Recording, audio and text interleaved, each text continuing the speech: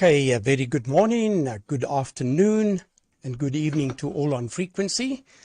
This is the worldwide DATV Net every Sunday. Today hosted by ZA6YI near Johannesburg.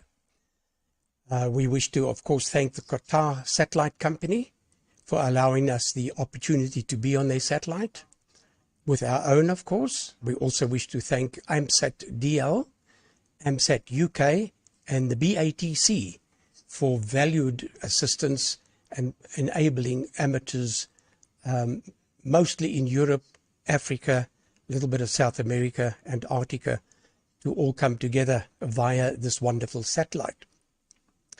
Today on frequency, we have the following. Leon, ZS1 Mike, by the way, whose birthday it was on Friday last. Happy birthday to you, Leon. We have Owen, ZS1 SCI. He's got an interesting project he was busy on, or is still busy on. Never ends, of course. Hello to Phil, M0PIT. And then to Martin, G8KOE. Hello to Paul. He has a question about the mini tuner. That's OE8PCK. And then also, hello Peter, saw your train. I actually made a recording of that video. Beautiful. And you won't believe it, my grandson's on the train today, on a steam train in London. And so this was so appropriate, so I'm going to send it to them on WhatsApp. Hello to Nick, G4IMO, nice to see you back on. And hello to Mike, going to talk about P15. That sounds interesting. So wonderful. So let's get it off to Leon, if you don't mind taking the... let me just get this done, guys. Leon, if you wouldn't mind starting up the engines. ZS1 Mexico from ZA6YI.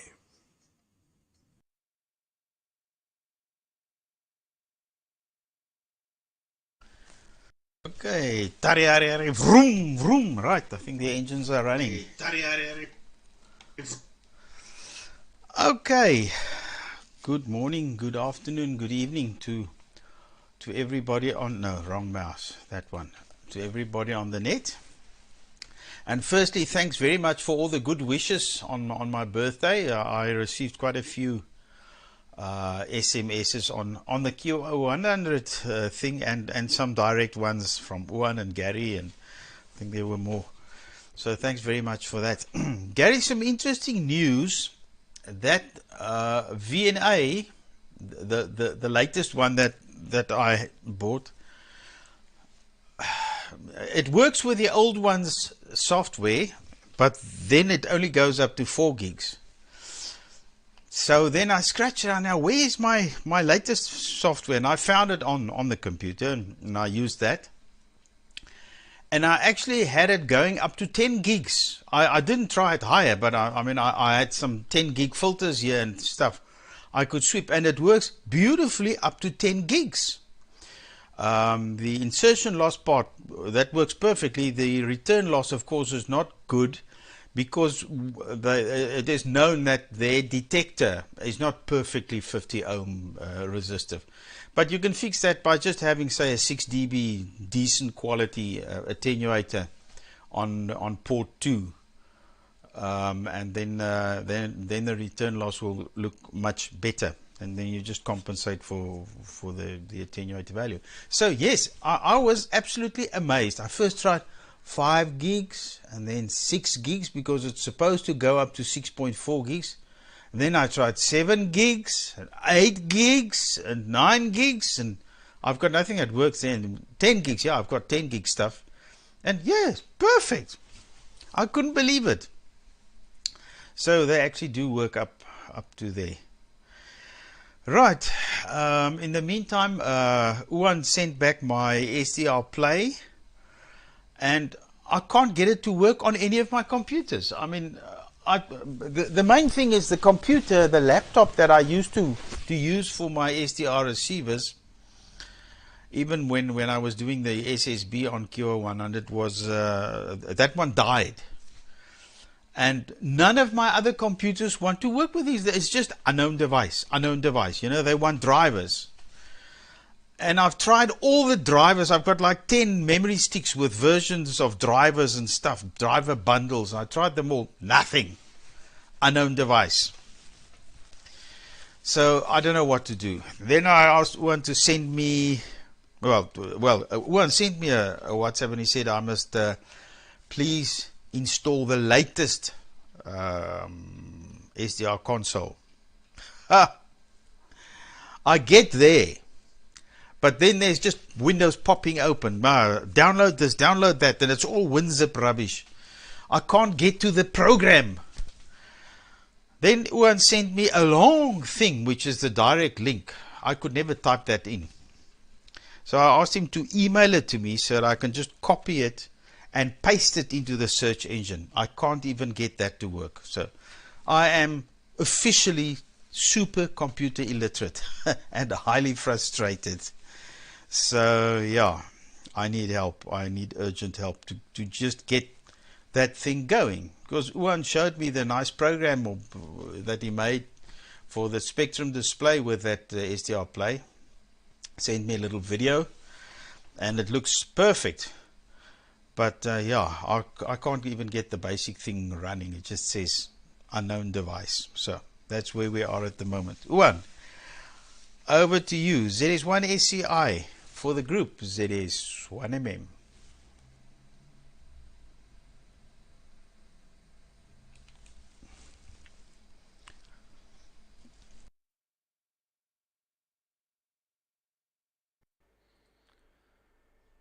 Let me give it a bit more gas. Just make sure everything is working. Yeah, it seems like there is sound. Hi everyone, ZS1 SCI. Thanks ZS1 Mike for handing it over. I have no idea why your computer is not working and all kinds of windows. Might need to pay you a visit. To just do it in person, I guess. So what I'm gonna do is, instead of talking about my application that I've been writing, I'm quickly gonna just show how cool SDR console is. So let me just get my OBS to share the right desktop. Here we go. Take this guy away. Okay. So now, let me just, yes, there we go. Sounds still good. So now, this is the SDR, this is an AirSpy with a Leo Botner connected. So we can tune to the beacon, we can zoom out like in the 3D. You don't have to use the 3D mode if you don't want to. You could just use the waterfall. So, but you need kind of this waterfall to click tuner. So if you want to click on something, you do need to use this waterfall part, because clicking on it here doesn't do much.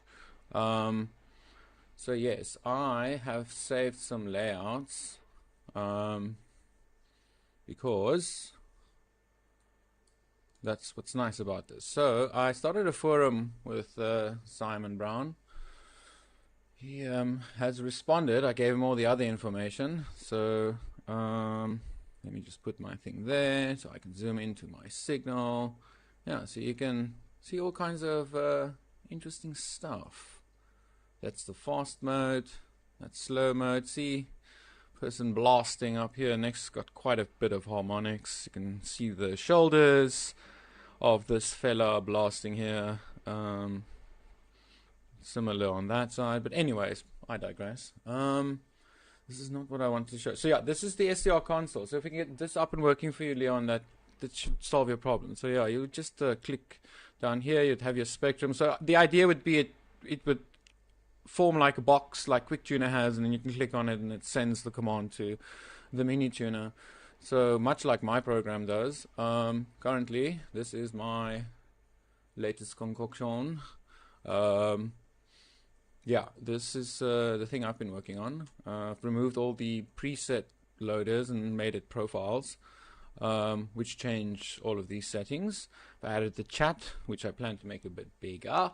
I'm not going to change it now, but you can find your devices. Still transmitting, am I? Yes, I am. Yes, I am. I am indeed still transmitting. Goodness, sometimes things happen. Then you select your audio device and you select your video device, and now it's set for the lifetime of the application. So if you decide to save a profile, which I can't do now, illustrate because I don't want to not transmit, it would save those audio device settings for each profile as well. I'm adding gain and frequency for profile support as well. So that's what's happening, well, planned. I need to add some settings and stuff as well. So what I did yesterday, just before some friends came to visit, Michael had a great idea where he's like, why don't you just package Node, the thing that runs Node-RED, with your program. So now I've got it down to 52 megabytes, which is quite small. And if you extract it, it's all in its own little directory,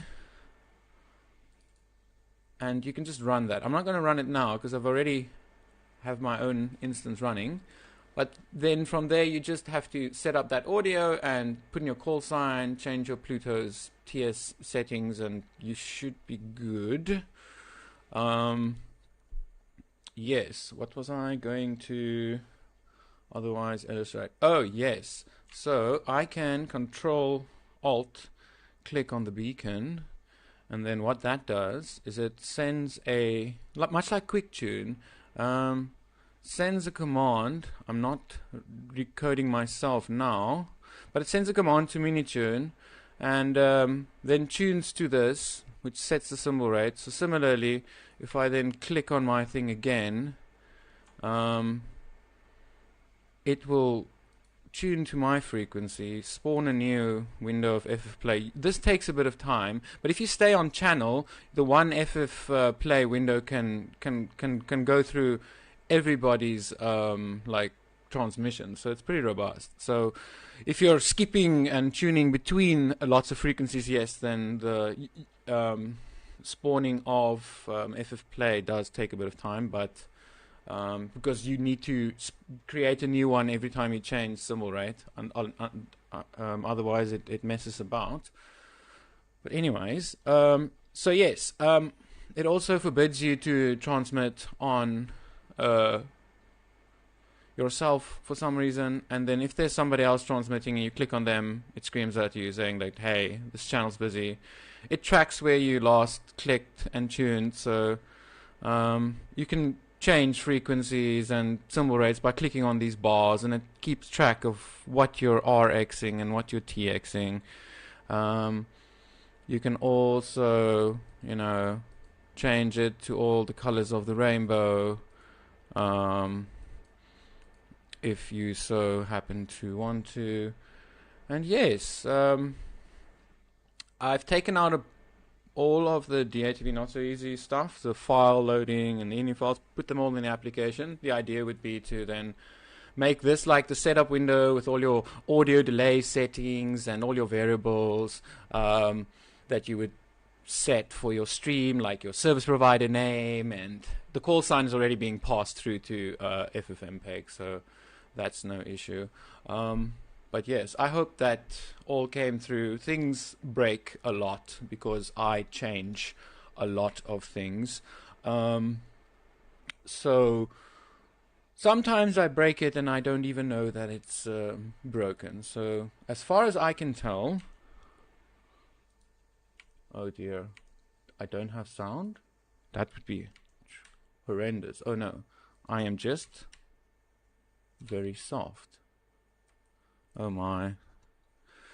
But anyways, that's what I've been busy with. Yeah, this is tuning and receiving, and yeah, you can change all kinds of things. Yes, I think this might work. Let's see. If I try and analyze the stream. Yes, there it gives me my call sign. So it uses the one FFmpeg tool called FFprobe to analyze the stream and get like packet I'm sure, Mike, we can put it, we can send the UDP message to any multicast address to accommodate tuning. Yes, I haven't put in my second tuner into my mini tuner, so I haven't done like a second RX channel, but that is definitely what I'm planning on doing once I've got the settings and things sorted out. So yeah, essentially all I run now is this application and I'm off to the races. If I close mini tuner, so let me close it, now it's not open, and I click on my signal, it says, hey buddy, it's not running. So then what it does, it opens the application, waits for I think 9 seconds, then rebroadcasts the UDP message of symbol rate and frequency, and then I need to use VLC DLL to get a proper stream, and then boom, you're good to go. Oh, I've made it so that this application remembers where you put your FF play window upon closing, because I've found that quite annoying that it spawns in the top right corner the whole time. So yeah, it's going to spawn at the previous place you left it. But anyways, that's me. Hope I came through loud and clear. Next in line, I believe, is full. Let me see. I've got lots of things open here. Yes, Mexico 0, Papa India Tango full to take it from ZS1 SCI. Let me just get my thing up here. Yep, that's me. Probably press the stop button. Cheerio. Chat later.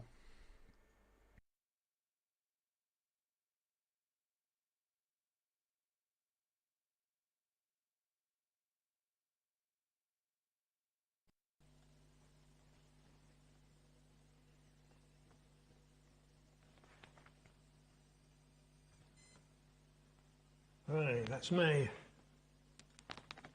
Afternoon, morning, evening, wherever you are. Hope everybody's well. Oh yes, Leon, belated happy birthday.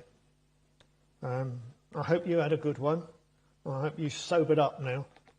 I'm interested in what model of VNA you were talking about. I'm very interested in that, especially as you've got it going up to 10 gigs. Yeah, that sounds quite something. And Ohan, your software, God almighty man, absolutely amazing what you're doing. Absolutely fantastic. I'd be interested to know that how you, or if it is possible to put, obviously on Linux, put Node-RED into some sort of, if you want, container. Because if you know my experience of it, it started up all these child processes when I hadn't even had it running. And at that point I deleted it. But if you manage to contain it somehow, I'll be very interested. Yeah, so what have I been doing? Well, I've spent quite a bit of time testing the Linux version of DATV Not So Easy. I had problems with the previous version with the video and it freezing every so often. Never really got to the bottom of it. And then when Michael produced his latest version, which is what, 1.1, I ran that, and it certainly ran okay at 333 kilosymbols, which was great. But when I ran it at 1,000 kilosymbols, I had the same problem where it was having massive problems with the video. And I did quite a bit of work to try and get around that and try to sort out or make it better, and never really succeeded until last night.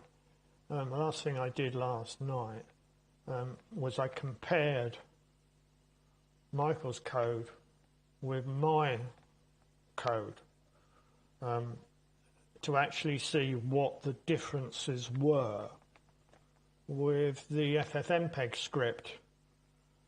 And there was a parameter in there which is it's called mux rate, and I didn't have that in my script, but I did remember right back in the early days when I was trying to get this script, my script, to work.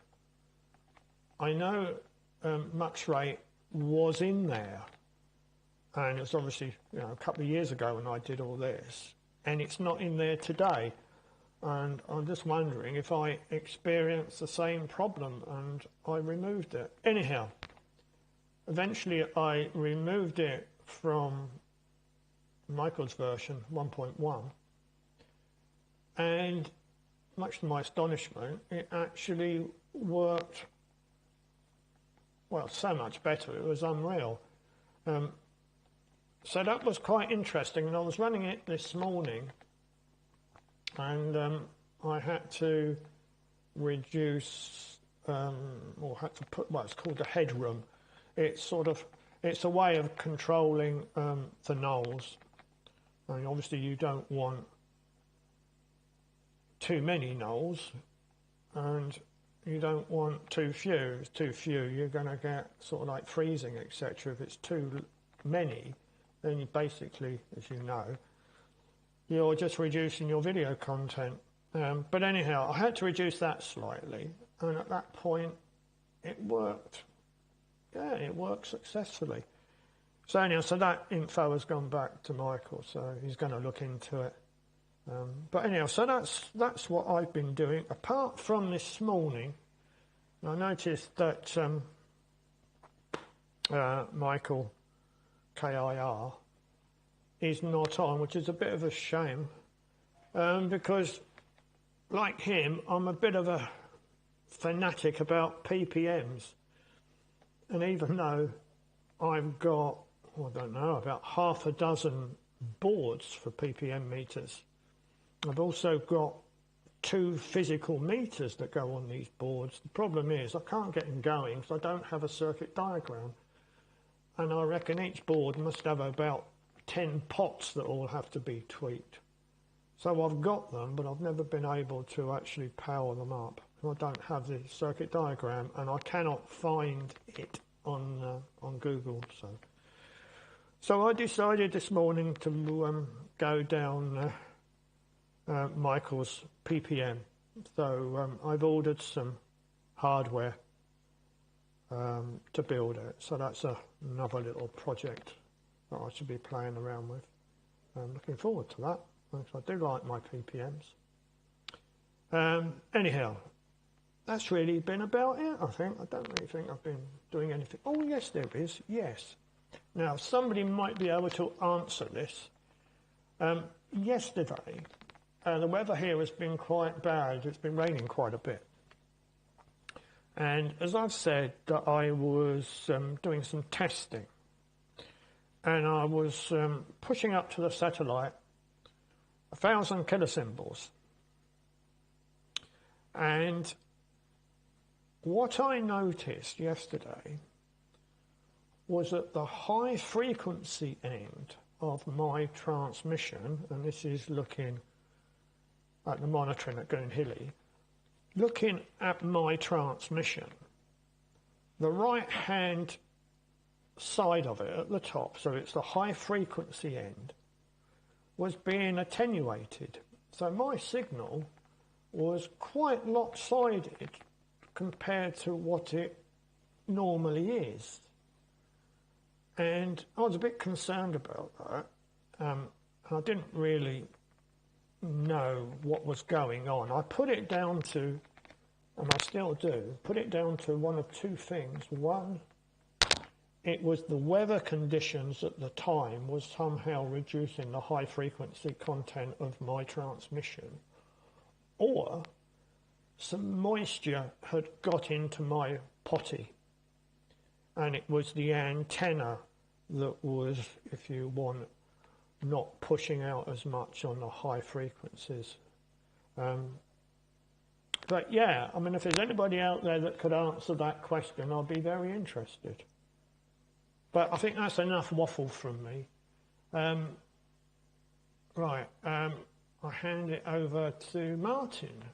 So I shall put up a test guard, turn my audio back on, and hand it over to you then, Martin. This is M0PIT.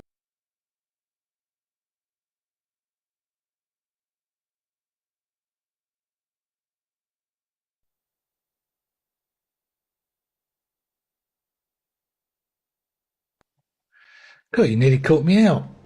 You killed it very quickly. Make sure we got some audio before. Yep, let's mute that up. Well, I've got no idea to why you were lopsided, but you can always put something under the chair to put it back up. I don't know. Anyway, this is week 2 of the new replacement PC, and things are basically going okay. It's much more stable on the 3 screens, etc. But I did have problems with Carol's PC, which is only an old Dell desktop, and it died. So I thought, well, rather than attempt to sort of, I thought it was probably the power supply, but I ordered another one because it's only a Recon one with Windows 10 on, and it arrived. Exactly the same model, except it was the slightly larger case. And I thought, well, I'd nick the hard drive out the other one and stick in the newer one. And could I get it to see the hard drive? Boot from the hard drive, should we say. It could see the hard drive, but I couldn't get it to boot from the hard drive. I did look at the way that the settings were, and it's a long time since I've done them. And why one of them was set to RAID, I don't know, but it would only work if it was set to RAID on the replacement PC.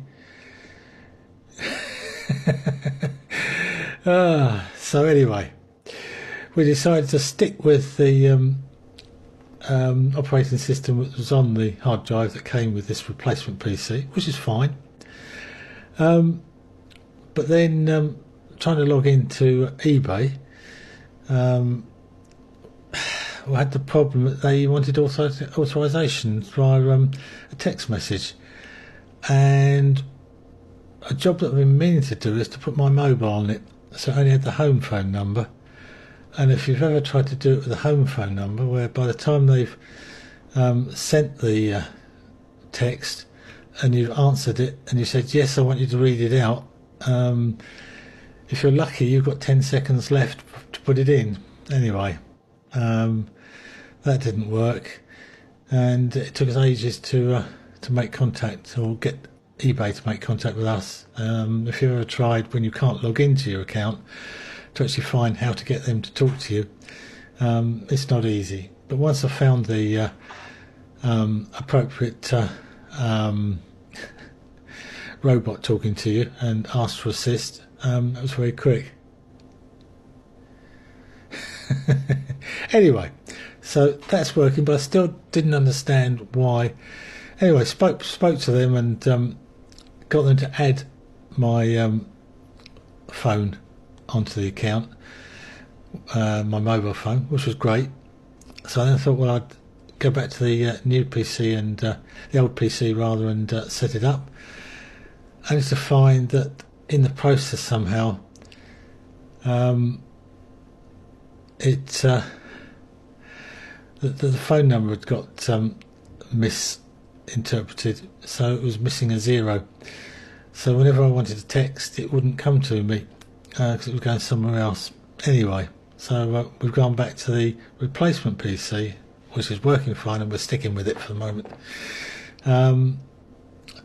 Now, talking about eBay, I was looking around on eBay, and having sort of seen the receiver that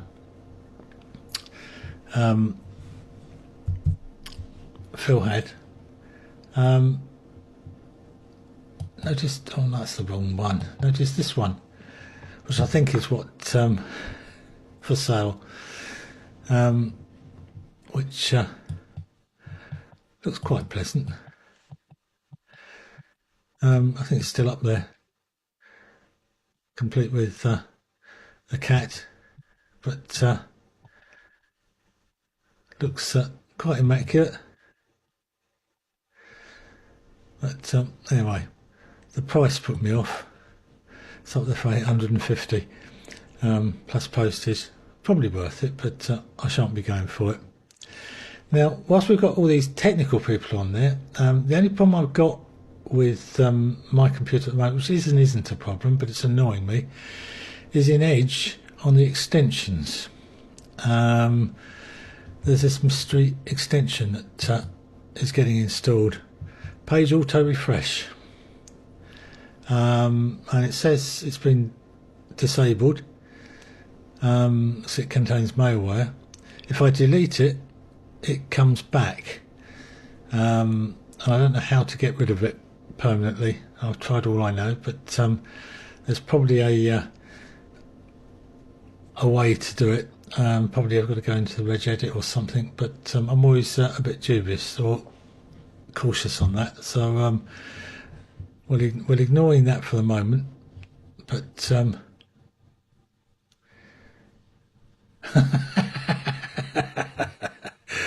okay, there we go. I have Chrome on as well. I think it's actually a Chrome extension, which I wondered whether that's why it has caused problems. But yeah, I don't know. I will persevere, but if anybody ever comes up with an answer, I like having both on. Actually, there are times when Chrome is good and Edge has some things that I use. But anyway, I've also been playing with the NDI, which is where I'm getting the weather from my other PC, which is another thing I had problems with. I've got a little print server. Well, I say I've got one. My son brought a load, which he was going to use with various printers that he's got that didn't have network capability. And I tried to set it up and went through all sorts of things. It's been a heap of junk, really, I suppose. Never had any success. And after playing with that, NDI didn't work. But if I ran NDI tools on the laptop and NDI tools on the main machine and looked at the monitor function on there, I could see the laptop. But in OBS I couldn't. Went around ever decreasing circles there, only to find that looking at the firewall sort of settings, OBS was no longer on the private network. So we had to tick the box there, and all came back to life, which was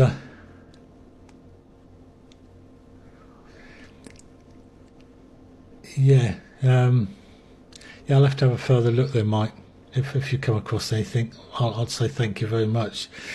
I'm never very quick at going through forums and such like. Anyway, so that got NDI back working, and also the plugin on I've got the NVIDIA plugin I installed, which seems to work quite well, which enables me to do that, which it is quite good, which also was working well. So overall, the computer, considering the other one was about 2.5 years old, this one's brand new replacement, free of charge. So we're starting again, and it's got better cooling, etc. And seems to just tick along quite happily. Anyway, that's a lot of waffle from me about not a great deal, other than gee there, Leon, I do sympathise with problems with PCs and such like. Yeah, my VNA is that one. Oh dear, I need to get rid of that stupid filter that I put on now, don't I? Let's turn it off. Yeah. Oh, it's that one. It's what I've got, which I think is basically the same one as Phil's got. So I think that's why he's curious what you've got. Found if I was playing with the VNA this morning, looking at a little filter for the low frequencies that I've made. It seems to work not bad. I was quite surprised actually. I hadn't had any means to actually test it, but it works right very low, as the design said it would. What was the tech plugin called? Right. Let's go to the extensions. Go back to screen. It's page auto refresh. There's a page auto refresh plus as well, but this is just page auto refresh, and I think it's attached to Chrome. I think if you search on the Chrome extensions, I think page auto refresh appears there. I think I did, actually thinking about it, I think I did yeah, so if I copy and paste that in there, that seems to be the beastie that is appearing, and even and comes back whatever. It's quite weird because if I delete it, and I haven't quite come up to decide, it seems okay to start with, but once I start surfing around, it suddenly reappears back. So I don't know. There's got to be some information out there somewhere, but yeah. Anyway, that's a lot of waffle. I've taken up a lot of time. I didn't think I had anything to talk about, but anyway. Well, I think it's around to Paul, isn't it, next? 0E8PCK. I think that was the call I wrote down. Apologies if I got it wrong. I'll put a test card and drop out and pass it on to you there, Paul. From G8KOE.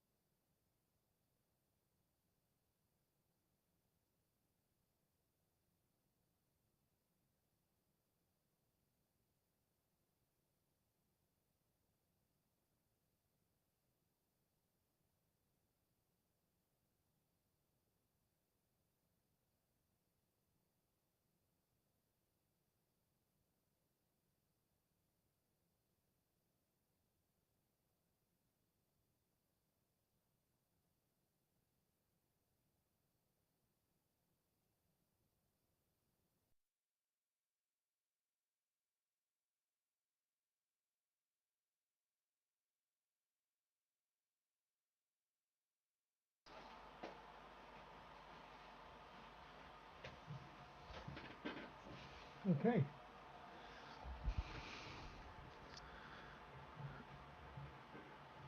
Okay. Too strong. Okay.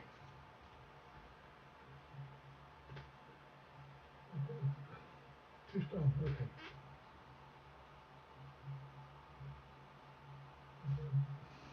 Okay. Hopefully that's strong enough, everybody. Yeah. Talking about signals today. That whopping signal that was too. Okay. Hopefully that's strong enough, everybody. Yeah. That was too strong, blasting away. I think that was probably my signal. Having vast problems with Pluto and DATV Easy, and I went back after many upgrades on the Pluto, which it wouldn't take, and then suddenly this morning it started working again. So I've reinstalled various software. It wouldn't. DATV wouldn't easy, but streaming directly from vMix would, and I was just setting the levels because the sample for the direct stream, was it RTP or RTMP or whatever it is, 0 dB, and that's quite obviously a too powerful signal, and I'm down to minus 18 dB now.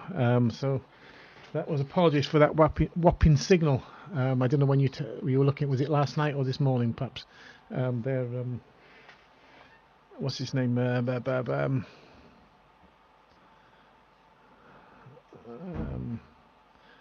Yeah, ZS1SCI.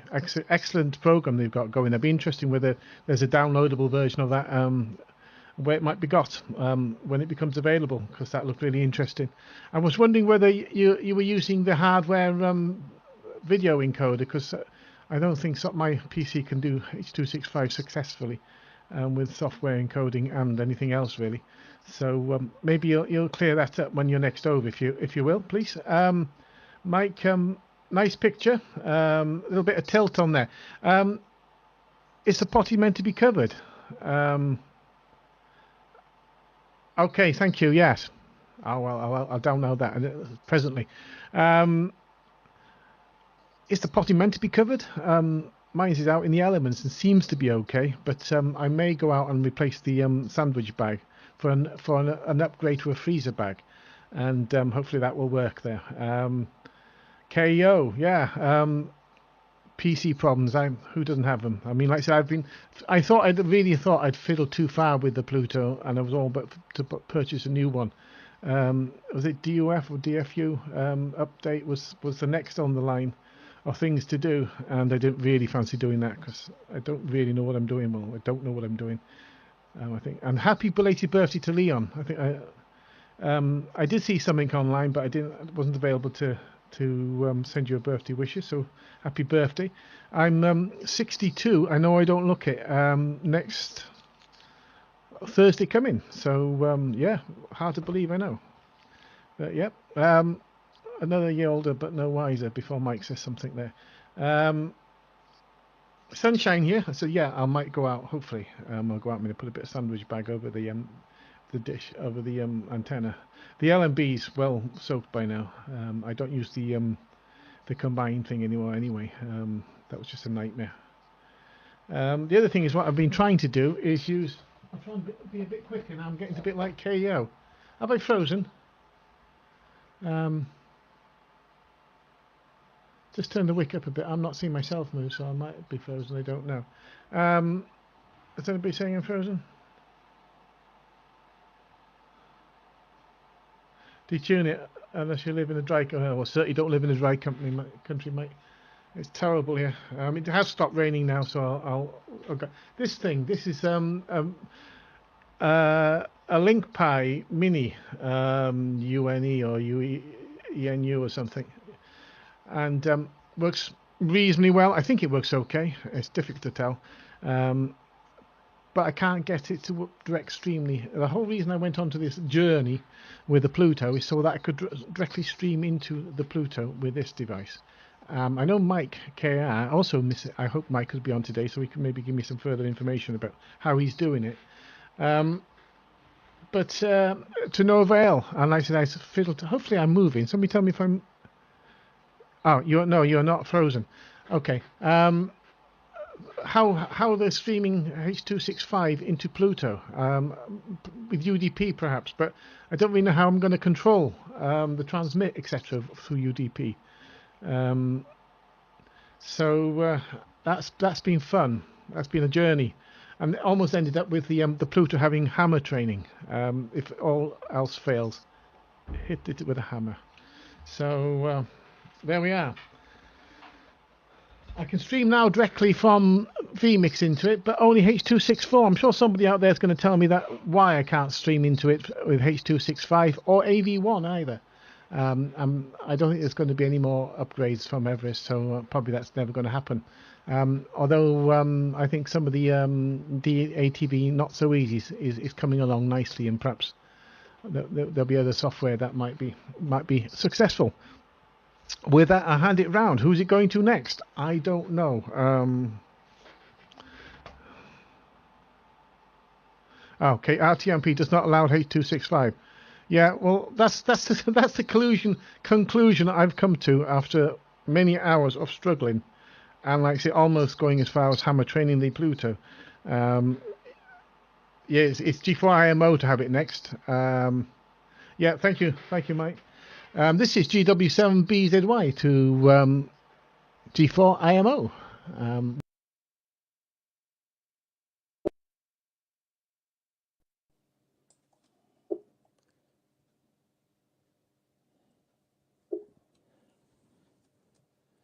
G4IMO. Yeah, got some sound. Right, hang on a minute. Where are we? Is it working? I think so. Right, yes. Good afternoon to everybody. Nice to see everybody on here. Some new faces. Yes. Oh, and congratulations there, Leon. Yeah, happy birthday to you. Congratulations. Well done. Where's my notes here? Yeah. Ohan. Yeah, okay. On the new software there, all looks very, very impressive, I must say. And using SDR console, I did try to use SDR console. I don't know, probably about 6 months ago, and it worked okay, but I found it quite hard to use. But I need more practice, I think, with that. But yeah, excellent on the new software there. Looks very, very impressive. Phil, you mentioned about PPMs. I don't know whether it's any use to you, but out in my workshop, I've got a 19-inch rack unit. It's about a 3U high unit, and it's got two PPMs on there, and on the screw terminals of the PPM meters, there's a PPM driver printed circuit board on there, and they're actually made by a company called Alice. I don't know whether they are the same type, but I went on the internet. I managed to print out some information on those, and I managed to get the connections. I'll just show you what I printed out, see whether it's the same as what you've got there. If I can hold my camera still. Yeah, I wonder if the printed board that you're talking about is like that. Don't know whether you can see that, but there are various versions of available, but I wonder if it's the the same printed board, but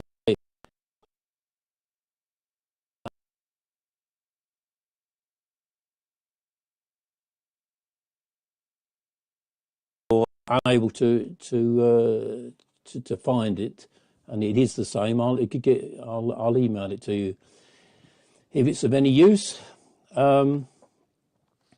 What else was there? Yeah, Martin. Your new PC is working fine. Excellent. I think you said it was Windows 10. I upgraded to Windows 11, which I wish I hadn't done. I seem to get a lot of problems. I've got at the moment.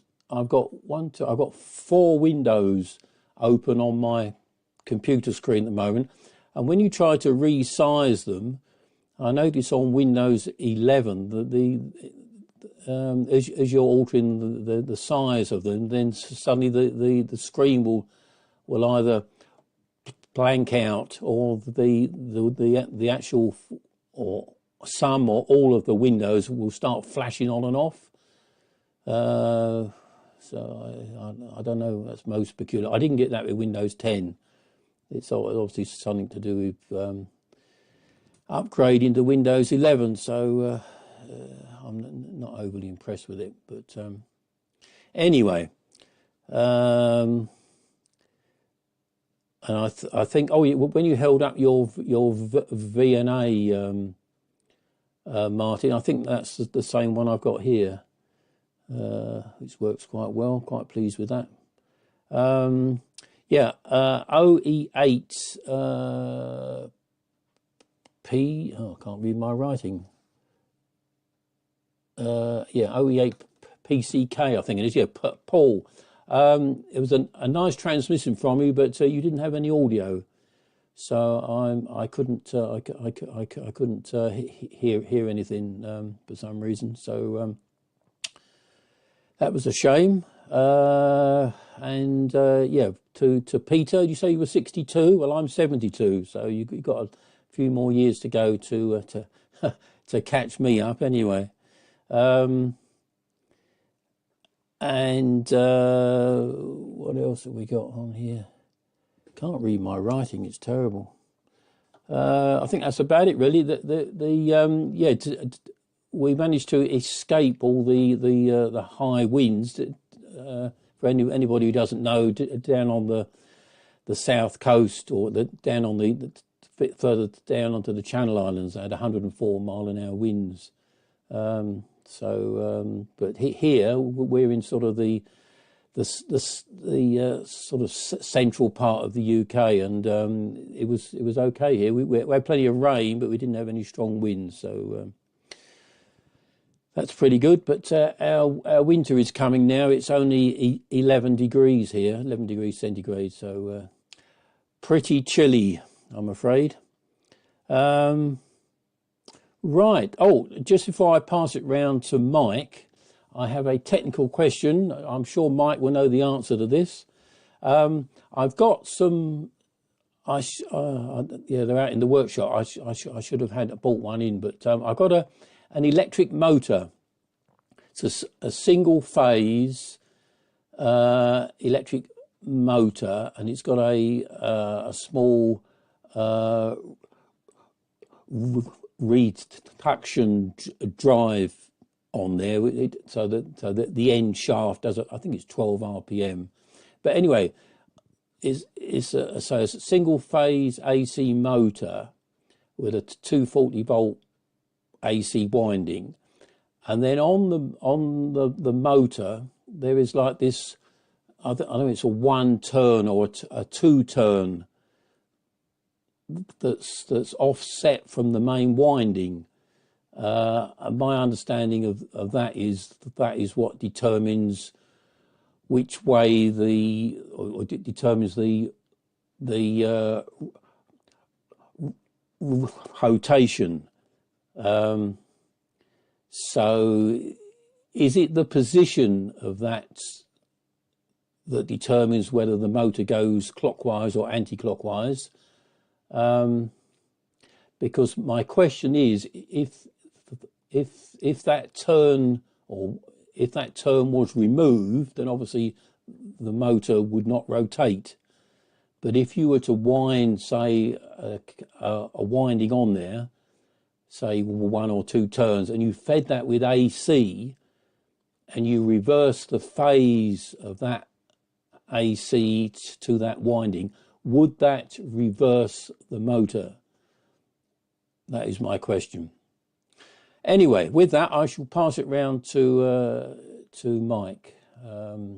G0MJW G4IMO.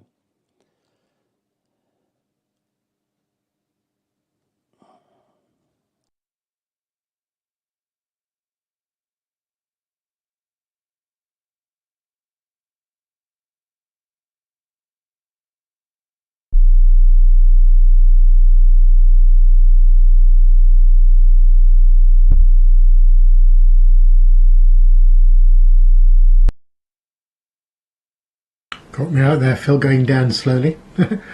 I turned on the transmitter and yours hadn't quite gone off. Anyway, okay now. I don't know about your motor.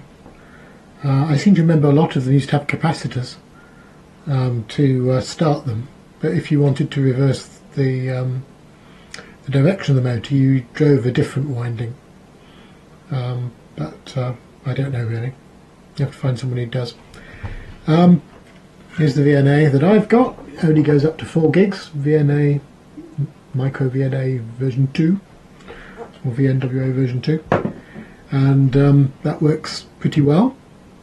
But what was I going to talk about? Firstly, it's not the P15, Gary. It's the Raspberry Pi 5. So I've relabeled it on the on the spreadsheet to make it a bit clearer. Anyway, it's turned up, which is good. So if I now go to my bench cam, if I can find it, there it is, you can see a black box, which is the case containing the Raspberry Pi with a fan. It's not particularly interesting, is it? Anyway, it works, or it appears to work, and it seems pretty quick actually. So I'm not going to show any more of that, but there's the bench.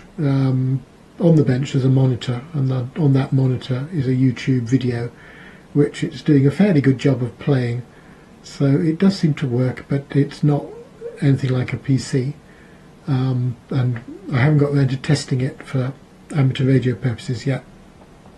I've installed a few things, but I haven't tested FFmpeg's H.265 or H.264 encoding, so we'll have to wait for that. Now the other thing is that you asked, who was asking? I think it was Peter was asking, wasn't it, about Plutos and how to send it H.265. Well, if I go to the other desktop, well, this desktop actually, so you'll see my OBS running there in the background. Here's my script that is controlling the or generating the video, and sorry, that's the script. This is the web page you get with F5OEO's Pluto firmware version 3.03, and here's where you control things like the transmit power and the frequencies and what have you, and FEC. That's what I'm using, and I'm sending that UDP from that script. That's all I'm doing. So there's nothing else, but you do need a computer that is capable of encoding H.265, which any modern one will do. But I know that sort of 6th generation plus Intel chips have probably not yet made it to North Wales. But if you had a graphics card, it would work as well. If it was an NVIDIA one, a recent one. That would give you your encoding, otherwise you won't be able to encode H.265. Or you could use one of the boxes. In fact, this software or firmware will actually work with one of those boxes and control it. Anyway, that's how I'm doing it. So let's go back to me. And I don't think I have really very much else to say, but it was useful to hear everyone on the net again and see everyone.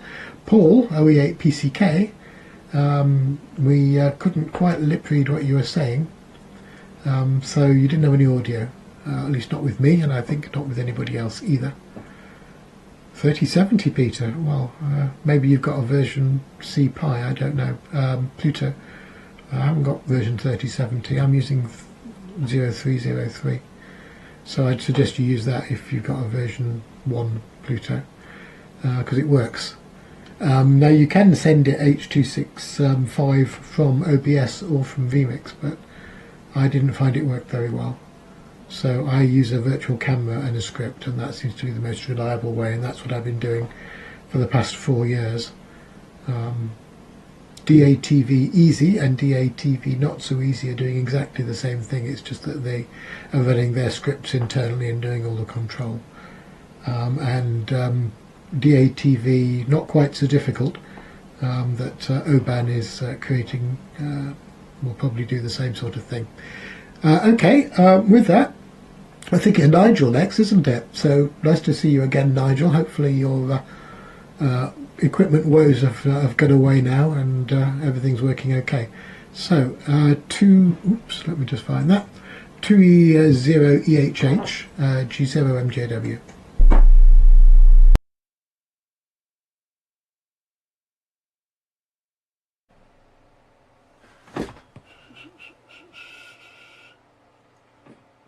One, two. 1, 2. Oh, just got to turn the volume down. Oh, bollocks. Oh, sorry. Raise my volume. That's it. That's off now. Let's transition over to me. Good day, everybody. Get a picture where you can see me. And can't sit yet. I've got pictures of. Yeah, good day, good afternoon, good morning, good evening to everybody.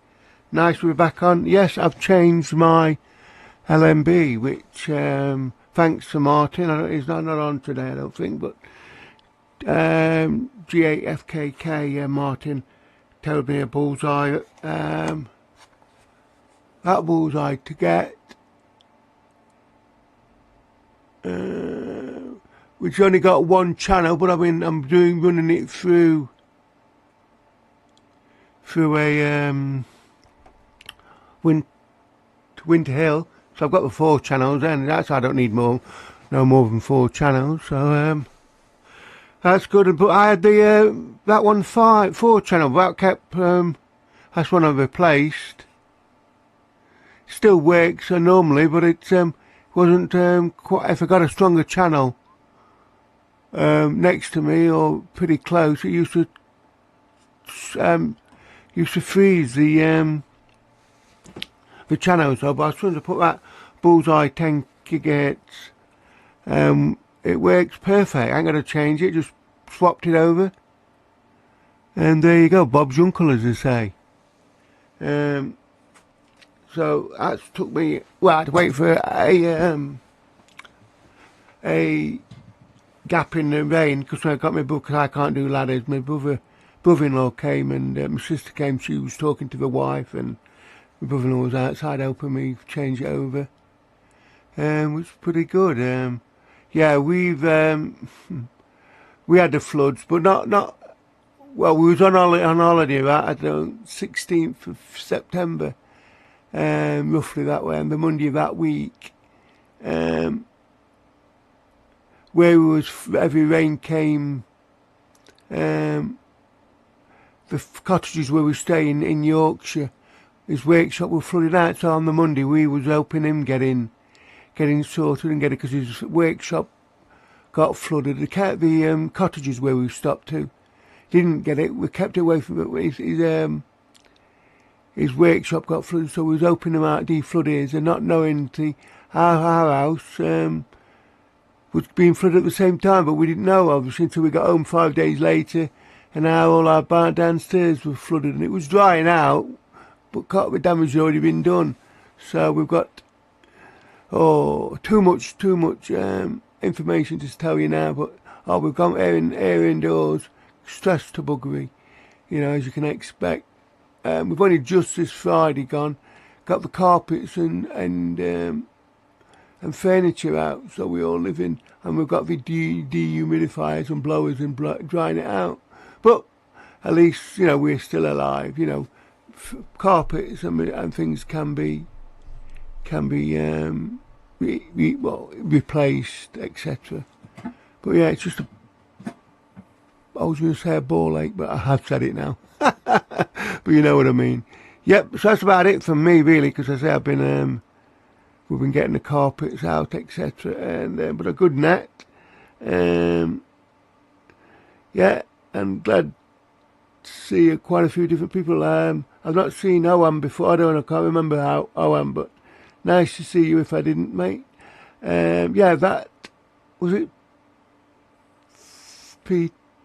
No, it wasn't Wales. It was Phil, I think. Phil or Martin. No, I got Martin, King of England. I think it was Phil. Phil, who we couldn't get any sound from, but I'll put it on the chat anyway. But yeah, so that's about it. So I'll hand it. I think there's nobody else on the list, so I'm going to hand it back to Gary. ZS6YI.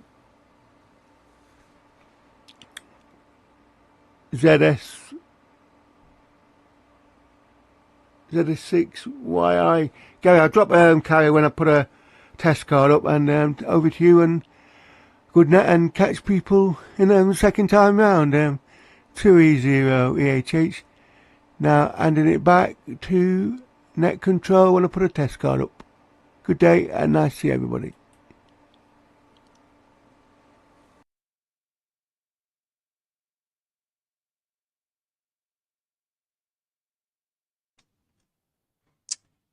Okay.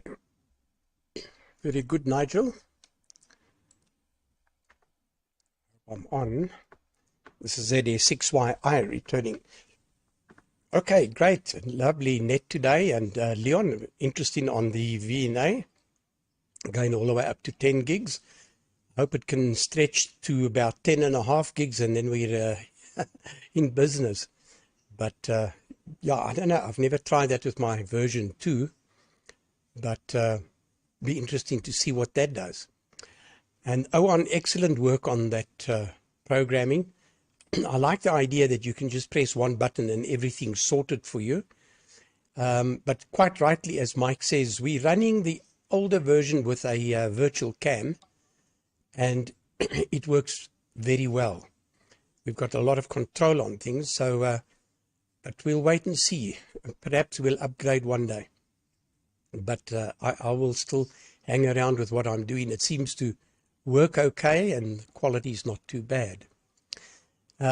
Phil, excellent on your over. And yeah, it was interesting to see the receiver that Martin brought up. But that's not the same receiver you have, because it's missing the little blue button, the ubiquitous blue button. I think that one's been replaced with CW, if you see on that picture. So it won't work on Piccolo. But yeah, identical, well, almost identical, not quite. But same receiver, just doesn't have that extra board, I presume. Martin, all good and noted on your woes with computers. Yeah, I've had a couple of woes as well. The one woe I've had, talking about LNBs, is the one LNB just packed up. So I got a replacement, but it was a bit of a complicated thing. And I got another one, which doesn't work because they talked, it's got 2 units in one. It's quite a involved thing, and it needs pulses and frequencies to get that LNB to work. So today, I thought, I must see if there's not a shop open. And the guy I normally go to is closed. And I went all around, and then I remember there's a new Chinese shop that opened up. And I thought, let me go and have a look. Lo and behold, I got 2 LNBs. I quickly tested one. It's the old-fashioned type. You can change a crystal, except this is a little block of a crystal. It's got 4 legs, not 2. But it worked beautifully. So, and I also managed to take the crystal off perfectly. Didn't damage the board, so that I can put my GPS disciplined oscillator onto it. and they were something like 120 Rand or something, which in maybe, what's it, £6. So I bought two, but I'm definitely going to go and take out the guy's stock so that I've got, because what happens is guys come, they want to listen to DATV or even onto the narrowband part of the satellite, and invariably I give them an LNB to help them along. But this time I'm going to keep them, because the old-fashioned LNB, I opened this one, you just can't get. It was difficult. I don't know how well this thing will look, but that's just the one I got today. So nothing fancy, just simple, cheap, and works very well. So I'll be putting that up onto another dish, just as a spare receiver, and also then switch polarity so that I can use it on DATV as well. Yeah, Paul, unfortunately no audio. You say you're having problems with the RX, SRI, sorry, whether you're bad, okay. I don't know what the problem is, but you've got the right tuner there. The mini tuner is good. So I'm sure if you download the VLC and the mini tuner info, which you can get on the BATC site, there's a lot of info which takes you through to the Frenchman's site too. And then you can download the software for mini tuner, and that should get you going.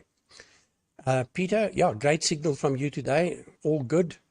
And yeah, plastic bag. Yeah, you must try and keep your potty dry. In both ideas of the same word. You get my point. But anyway, Nick, yeah, great stuff from you. We normally use a capacitor to kickstart the motor into a certain direction, and you can change that cap setting or how you apply it to the winding, and you can either have it going clockwise or anti-clockwise. So we just use a capacitor to kick it. That's if it's a single-phase motor. If it's a three-phase motor, you just swap two of the wires around, and it'll change the direction of the motor. As simple as that.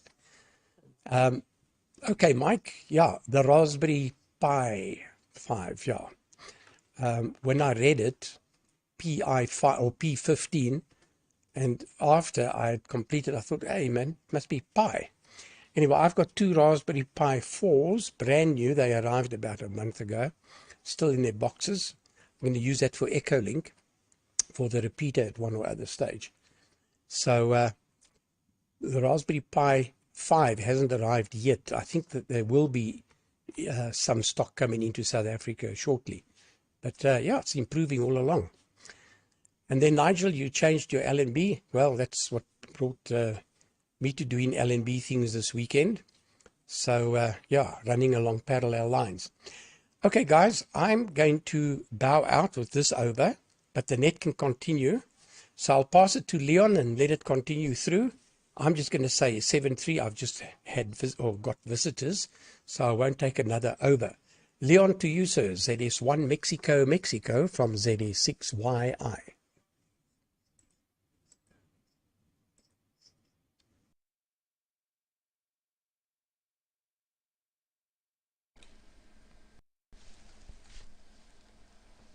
Not so fast, Gary. Not so. Oh, come on, mute. You asked me to show some stuff.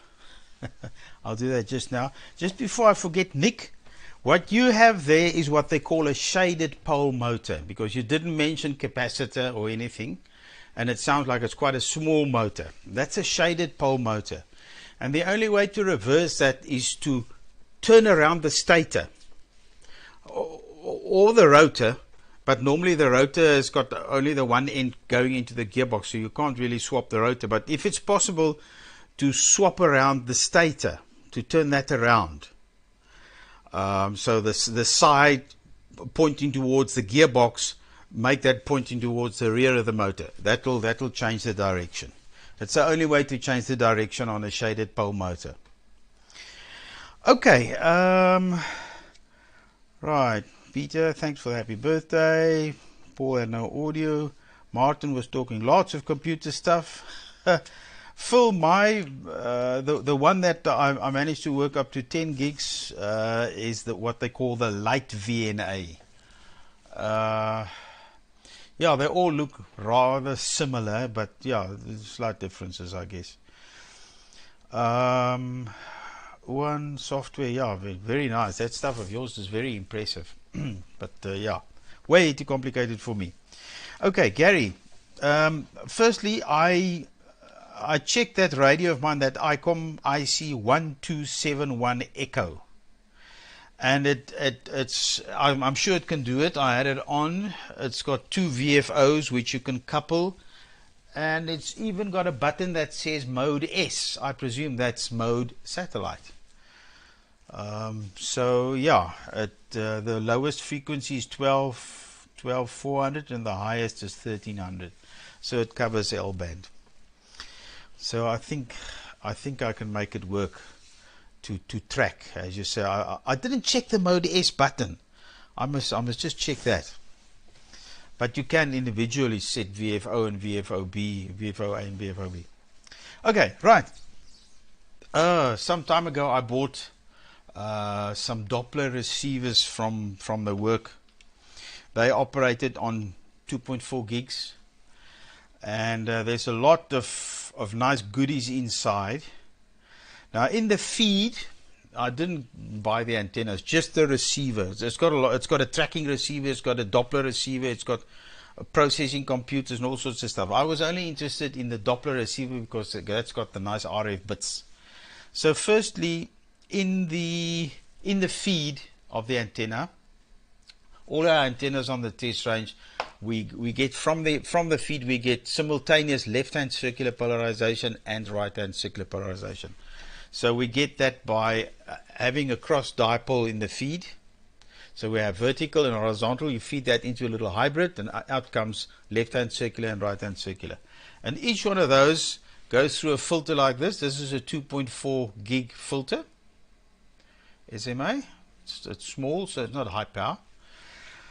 Then directly after this is the LNA, which is this baby. It's got 40 dBs of gain and a very low noise figure. I don't think I've ever measured the noise figure of one of these, and it's nogal a Leon Bloom French LNA.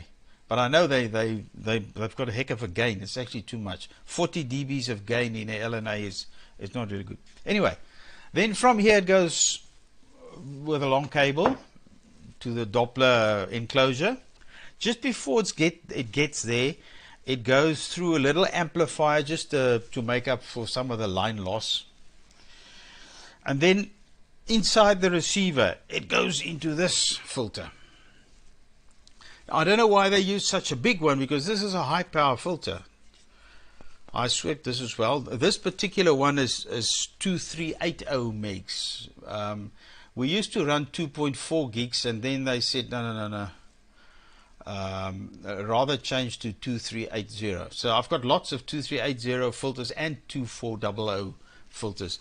It's K&L, and they are 12 megs wide. It's 1, 2, 3, 4, 5 pole, but a heavy chunk. Okay, from here it goes straight to this mixer. So I have lots of these mixers as well. They're quite fancy. RF goes in there, local oscillator goes in there, and then you have 2 IF options.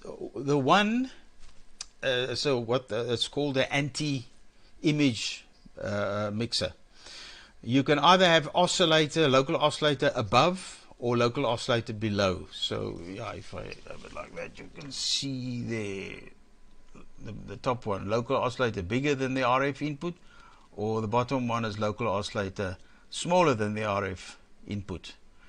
So yeah, they are S-band, and they used to run 62 megs. From here it goes to the first IF filter, which is 162 megs. Then they start amplifying. So far it's all been passive. Then they start amplifying. Now where did I put? Oh, what didn't I bring one? No, man. Oh, here.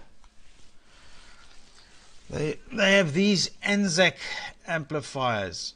They're 30 dBs of gain each, run on 24 volts. There's 4 of them in cascade, with more amplifiers, variable gain, voltage controlled amplifiers in between for the AGC. And then they mix it down again with this mini circuits mixer. They mix it down to 19.5 megs. And this is the 19.5 meg IF filter. Come on, focus there. 19.5 meg filter.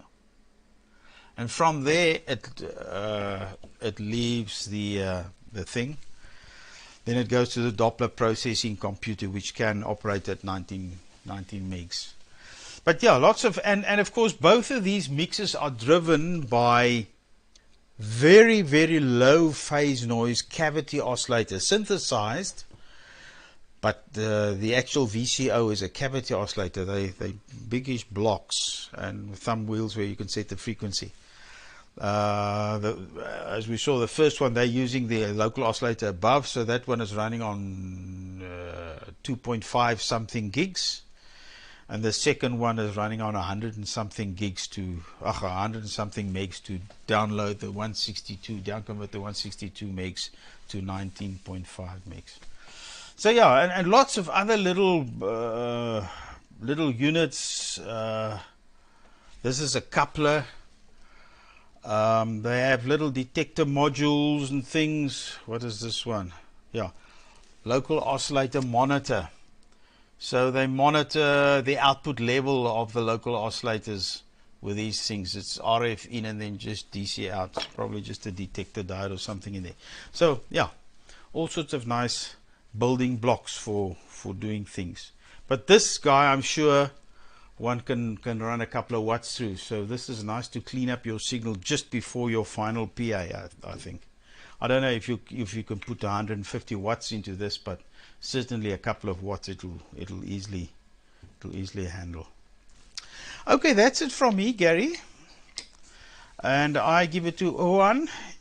Yeah, I'm not computer. I mean, my other SDR console, I downloaded myself into that laptop and no problem, and played with my little SDR receiver, which is just a cheap Chinese one, and then I tried the new SDR Play on it, and that also worked, but that computer died, and now I can't get it to work on any of my other computers. It just says unknown device. It needs drivers. So and when I go to the site for downloading the SDR console, oh, there's all sorts of adverts and stuff, and download this and download that, and it's all I just can't get it to work. So, right, Juan, over to you. And cheers, Gary. 10 to your guests. ZS1 SCI for the group. ZS1 Mike saying cheerio, but still watching.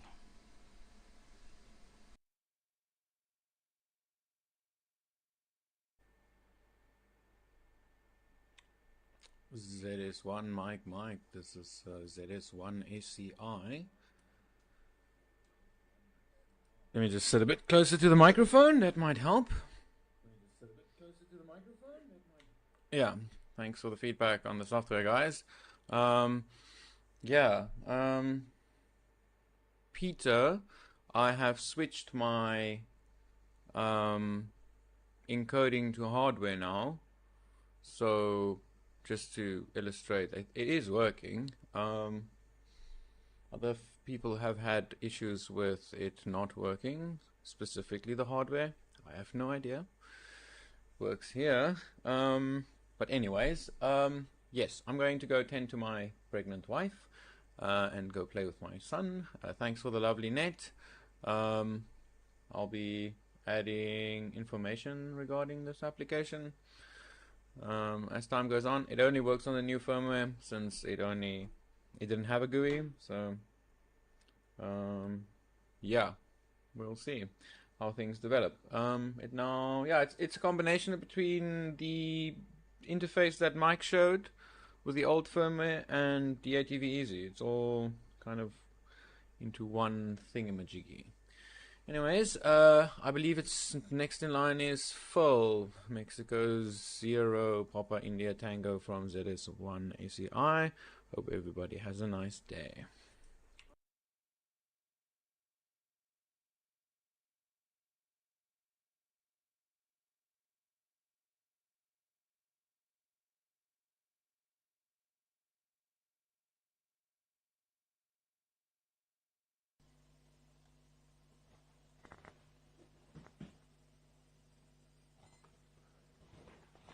Let's turn the audio off. Don't want feedback. Right, guys. Yeah, great net as always. Yeah, thoroughly enjoy it. Big long list. Let's have a go through it. Martin, that receiver, as Gary said, it doesn't have the blue button on it. I think what it is, it's the same as what I've got, except it's a commercial version, and it's a later version, and I think you showed the back in one of the images. It's got a different power supply, and one of the problems with the one that I've got is that the transformer, which has got multiple windings in it, it goes open circuit, and it's irreplaceable basically, and mine is one of very few, so I've been told, that is still working because of the power supply issue.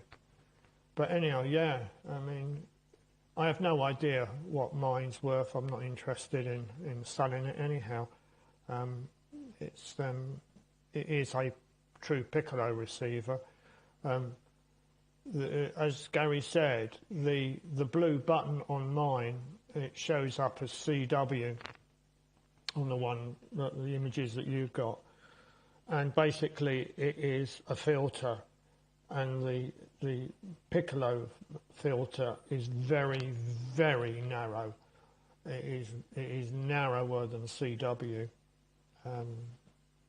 But anyhow, so that's the piccolo receiver. And Nick, yeah, PPMs, thanks for the offer, the info.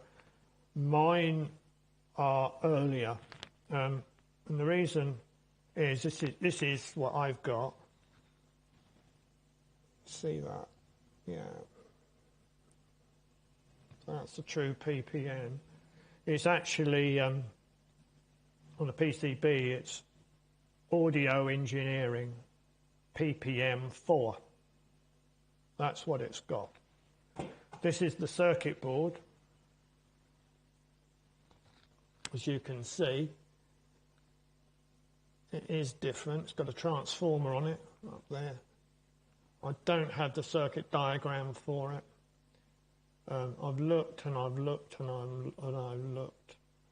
I could work out, I suppose, the supply rails, but then I've got all these pots and I have no idea how to set it up.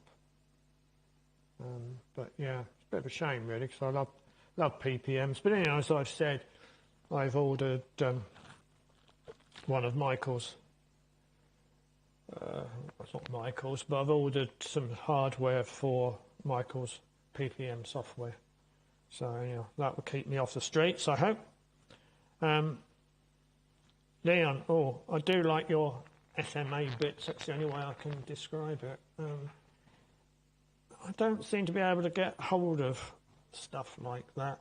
There was a company near one of the aid warehouses down in Milton Keynes, and the company next door, so I understand, they supply internal radio systems. So this is radio systems for inside of very large, shall we say, factories and things like that. And I happened to go in their warehouse on one occasion, and there was a big pile of stuff that had PAs in them. They were transmitters. And it looked very similar to 2 gigs area, if you know what I mean. It just gave me that feeling it was about 2 gigs. And I thought, oh, I could have a couple of these, I'll chuck them up. But apparently, all of this stuff, when there was a pallet load of it, it actually goes to be destroyed, which is a great shame. It's something to do with a license agreement of the manufacturers. So all this surplus stuff basically has to go to the scrap, and it has to be destroyed. And brought a tear to my eye to realise all these PAs are going in the scrap bin. But there we go. Yeah, I can't think of much else to say really. What should I be doing during the week? Well, I should be working on this Second World War voice transmission system developed by Alan Turing. So I should be working on that, trying to recreate it, having lots of problems with it. Yeah, a great deal of problems with it. But anyhow, it's another story. I'm hoping that at one point I'll be able to get some video of what we've done. But at this point we're just trying to get the damn thing working. We've been trying to commission, or I've been trying to commission it now for, must be, blimey, well over a year, 18 months, and still haven't got to the bottom of it, which is absolutely amazing, purely because there isn't that much information around on how it works. But anyhow, that's another story. Yeah, I should be doing that, and I should probably be doing some more testing and playing around with DATV, not so easy. I think that's what I should be doing next week. Yeah, I think that's enough from me. I shall hand it over to Martin. So I should still be listening, but well, there won't be a third, but anyhow, I should still be listening, but I shall hand it over to Martin. So this is M0PIT, handing it over to Martin G8KOE. So I should put up a test card.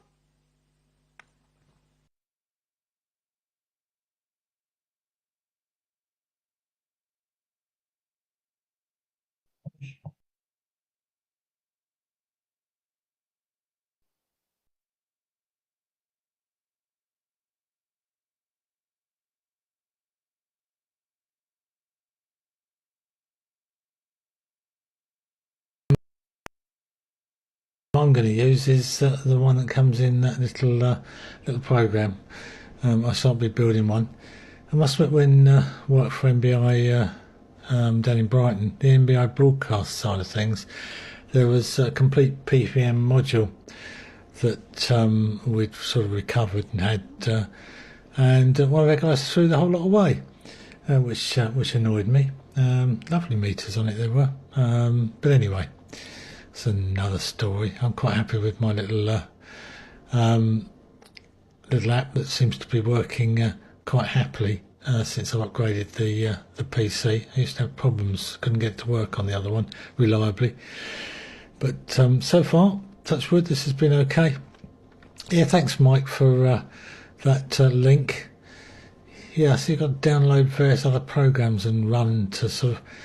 I always bit sort of dubious sometimes of downloading other things and putting on.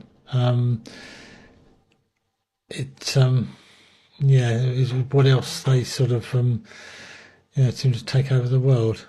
Oh, I'm going out of focus. Stop it. Come back. That's it. I'll see you.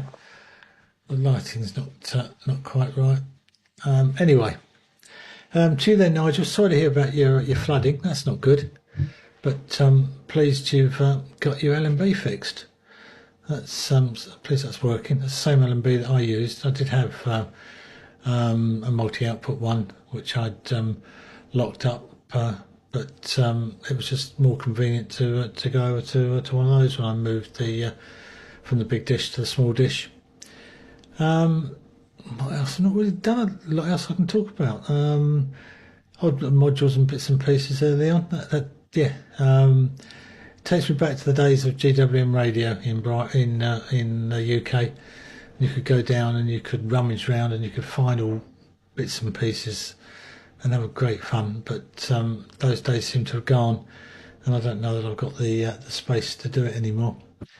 But yeah, all good. I do like looking at those bits and pieces. Yeah, I can't think of anything else I was going to comment on really. Yeah, Paul, hopefully you're going to turn your mic on this time. We can hear what problems you're having with. I'm having problems with the RX. Yeah, with your RX. I think it was so. Maybe we can, or someone can help and point you in the right direction. Probably not me, but there are others on that can. Yeah, I might get. What I'm hoping to get is to test my other PA during the week, and the circulator I've got. It depends on how cold it is, but the way it looks out there at the moment, you'd think it's a really nice day. It started off with sunshine, then the clouds blacked over, and it rained hard, and the sunshine was still out at the same time. So it had sunshine and showers, and the showers were heavy. It's just so changeable. But anyway, good net as usual. Thanks for everybody, and I'll try. Yes, I don't know anything about motors there, Nick. So it looks like you've probably got the best advice from Leon there. Right, let's put up a test card and pass it over to you, Paul. Hopefully we can get some audio from you this time and hear what your problem is. From G8KOE, 7-2 to everybody.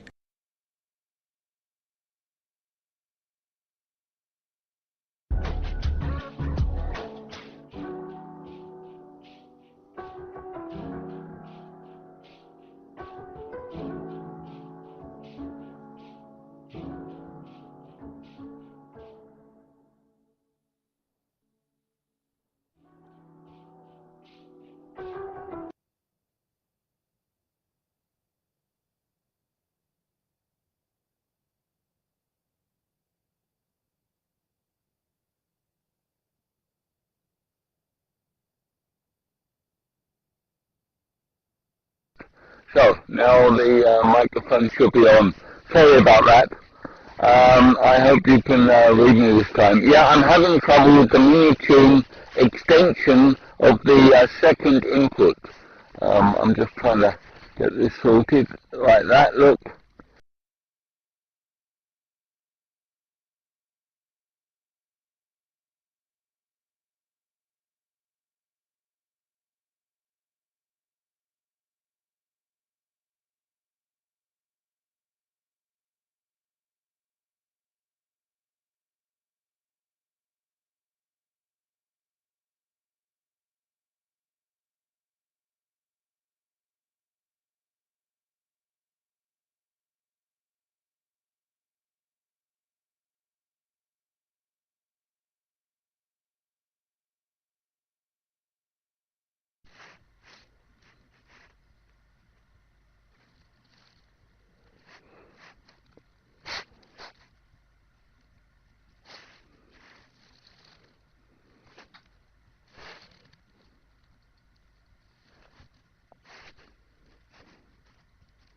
So, I'm sorry. Okay, the signal should be back now, and you should be able to hear me. I'm having a bit of trouble, as I said, with the mini tune. Sorry about this. It's getting very complicated here. Anyway, and the trouble is the second output from the mini tune is the BATC module. I'm having trouble. I think it's something to do with the USB converter, the FTDI thing, and although the BATC are telling me that they're coming programmed, I've got my doubts about this one. Or it needs a different program, which I can't see anything about on the BATC website. So, as I said, if anybody's got any idea whether it needs another program apart from the first side of the mini tune, perhaps they can let me know. My email address is on QOZ.com, but it's my call sign at Oscar Echo Victor Sierra Victor .at. So it's Oscar Echo 8 Papa Charlie Kilo at Oscar Echo Victor Sierra Victor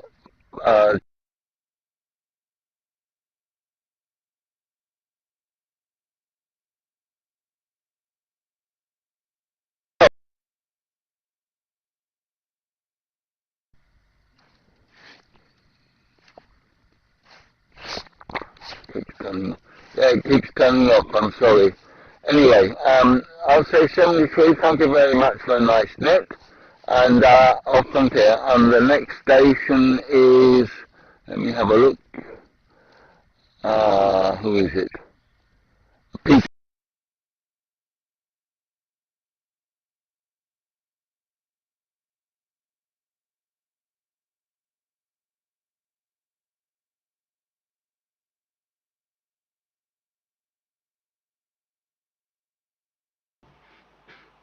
GW7B ZY. That looks very dark there for some reason, I don't know why. Oh no, we're on auto game. Maybe we're not.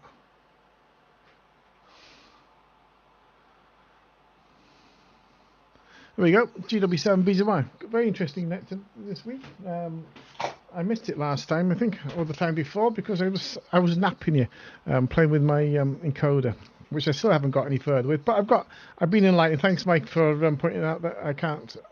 It won't do RTMP 265. That's something I'm going to have to sort of live with. And that software from ZS1 SCI that isn't doing much for me. It's coming up with some text, but no UI. I don't think you said there's no UI. I'm not sure whether I've got to install another bit of software onto the Pluto, which I think is something that I haven't done, and I don't know if I really want to, as I've only just got things working again after quite a prolonged period of not being able to use DATV Easy or Directstream H264. So that'll take some thinking about whether I'm going to chance it. Perhaps I should buy another Pluto and play with that one and have a second one. At least then, when it all goes wrong, I'll still be able to get on the air. So there we are. We are cameras working. That's about it from everybody. Good PID, is it? PIT. Good pictures from you there. Not very nice indeed. I think that's about all I wanted to say. Everything else, no, not really. Onward and upward day. Maybe see you next week, maybe not. I don't remember whether I'm working next week.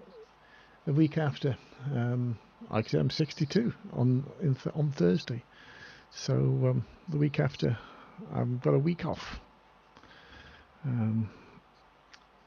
So I'm sure I'll find time. This is GW7BZY. Thank you for having me on the net, and we'll see you again in a fortnight. GW7BZY.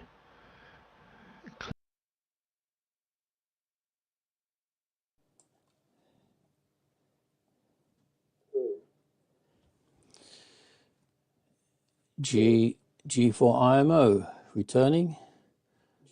Yeah, I've got some audio there. Yeah, okay, Peter, thanks for that. Right. My level, all right? Yeah, okay. Yeah, okay, Peter. Yeah, OE8PCK. Yes, Paul. Yes, I had your audio this time, but regarding your question, I can't help you. So I'm sorry about that. But anyway, I think it's the first time that I've worked you on here. I think on the worldwide net. So excellent. Oh, and Leon, yeah, you're absolutely right. Yeah, so that particular motor that I was describing is a shaded pole motor. I just looked it up on the internet, and yeah, as you say, it'll only rotate in one direction. But my question was, if you remove that one turn link and you wound another winding on there and fed it with AC, whether in fact you could reverse it. But anyway, not to worry. Right, I think that's about it. I'm going to have some lunch now. It's what is it, about 2:45 here, so it's quite late in the afternoon. So I'll say cheerio to everybody, and hopefully see you all next time. I think Mike is still there because he was in the chat, but I think he was going off to lunch as well. Anyway, round to Mike if you're still there.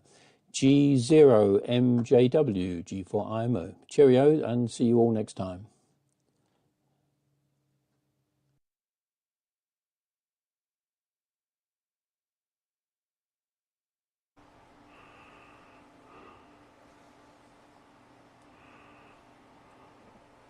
Yep, it's...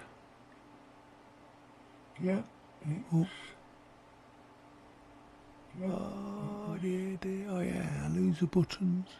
Come over to me. Come over to me. That's it, Nick. Yeah,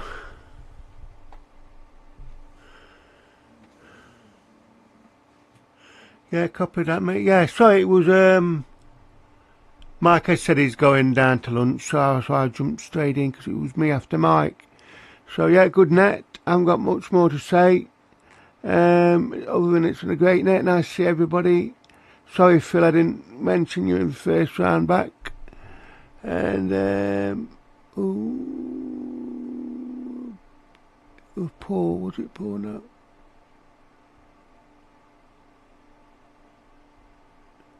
Yeah, I think it was Paul who was having a problem.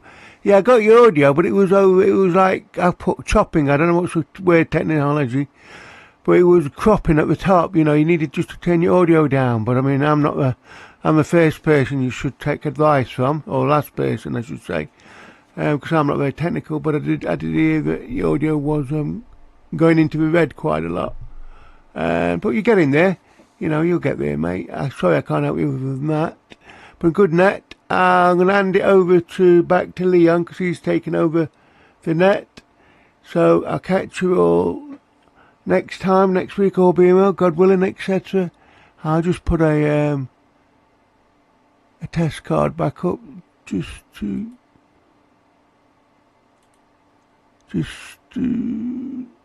do that. And I'm going to hand it back over to Liam, ZS1 Mike and the Worldwide Net.